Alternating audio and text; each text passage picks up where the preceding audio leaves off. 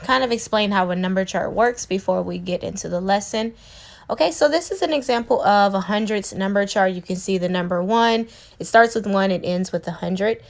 The way that the chart is set up is, let's start at number 1. When you go to the right on the chart, the numbers will count by 1. So that's why we have 1, 2, 3, 4. Or if we go to, let's say, go to 41, and we count 42, 43, 44. So when we go to the right, the chart counts by 1s. But go back to number 1. When we go down on the chart, the numbers begin to skip by 10.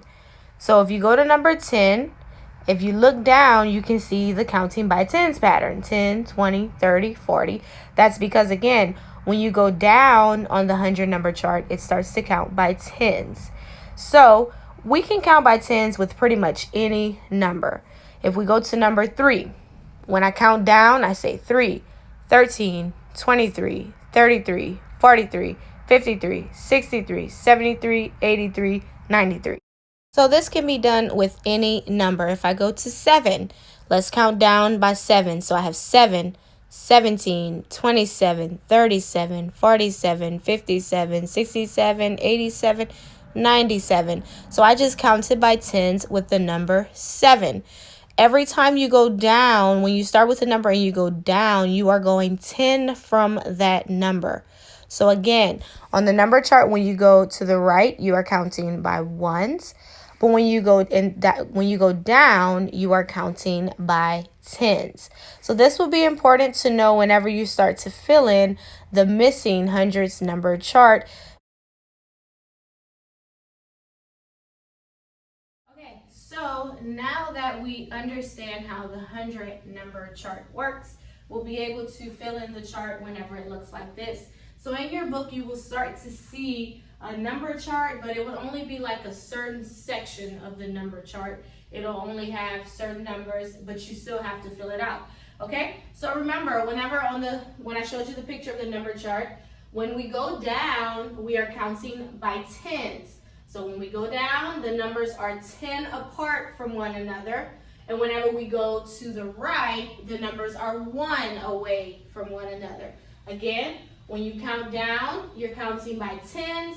When you count this way to the right, you are counting by 1s. If you remember on the thing I showed you where the 10, and every time we went down, it was 10 more, 20, 30, 40. And that's with any number, whether you're counting by tens with 1, counting by tens with 7, it doesn't matter.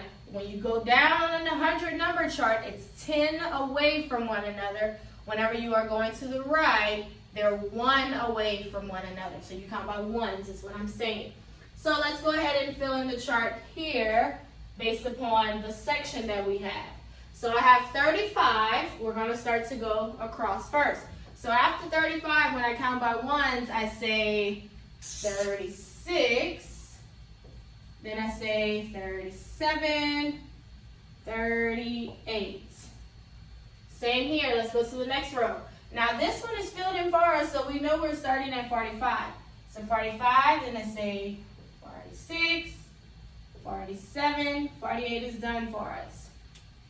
Now this is where it can get a little complicated, but just remember, this is where you started. So you started with 35, 45, okay? And then this is where you ended, 38, 48. So this is oftentimes what I see students do. They'll go 48 and then they'll put 49 right here. That will be incorrect because we did not cover the 9s. So we wouldn't put that. You're just going to start the pattern now. If you get confused, go back to what 10s you are on. We are on the 5, 10s by 5. So 35, 45, 55. That's what I would say here, 55. And then 56 is right there too. So you could just fill it in. So 56, 57, 58. And then it matches here, 38, 48, 58. Same here, I wouldn't say 59. I would 35, 45, 55, 65. Once you finish fill it out, it will make sense. It will all add up. If it's something that's confusing, that means you put the wrong number somewhere. So 65, 66, 67, 68. So that's how I filled it out. So in your book, that's how it will be. It will have random numbers on a chart, but that's how you fill it out. When you go down, you are counting by tens. When you go to the right, you are counting by ones. You're just doing the number that comes right after it. Okay, so we will practice this all week. Try it today in your book. Take your time with it. Don't rush through it. Look at it and make sure you know, okay, this is the numbers that I'm counting, okay? You don't want to rush through it because you'll make mistakes. All right, so that was counting with the 100 number chart by sections, okay? Let's go ahead and review a few other things. So we learned lines on last week. We have 3 different types of lines. The first one is a side-to-side line, which we call a horizontal line. Then we have a line that goes in a diagonal. That is called an oblique line. Then we have a line that goes up and down. That's called our vertical line. That's our vertical. Horizontal, side to side, oblique, diagonal, and vertical, up and down. Next, we also learned tally marks. Remember, tally marks, whenever we have this cross here, that means we count by 5s. So, and when they're not, when they don't have the cross, that means we count by 1s. So these are all crossed, so we can count them by 5. So 5, 10, 15, 20. This was a total of 20 tally marks. Next one, we have 5, 10. I wouldn't say 15 because there's no cross. Now I count them out by 1s. I stopped at 10. I say 11, 12, 13. 13 tally marks. Lastly, let's review even and odd numbers. Remember, even numbers are 0, 2, 4, 6, 8. Odd numbers are 1, 3, 5, 7, 9. Anytime we are counting, anytime we look at a number and we want to identify if it's even or odd, and it's a double digit or a triple digit number, we always look at the back number.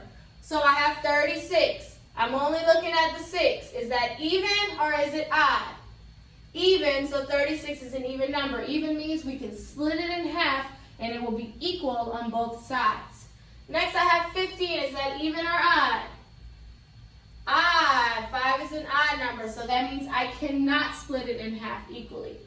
Next I have 23. We're looking only at the back number, 3. Even or odd?